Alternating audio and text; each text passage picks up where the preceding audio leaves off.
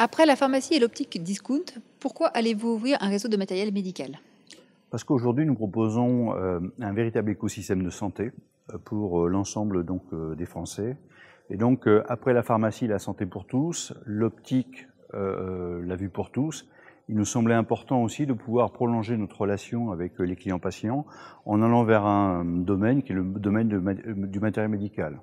On est sur un marché de 10 milliards, on a une population vieillissante, on a une population qui reste de moins en moins longtemps à l'hôpital, 15 jours il y a 10 ans, 5 jours aujourd'hui, et donc elle va vouloir prolonger le plus longtemps possible en fait sa vie à domicile.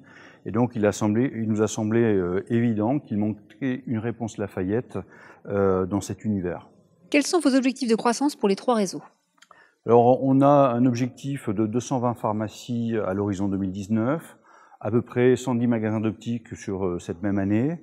Et puis ce nouveau réseau qui arrive de matériel médical, on espère que d'ici 2019, on aura à peu près 50 magasins en France. Vous demandez à vos adhérents pharmaciens d'investir dans les magasins de matériel médical.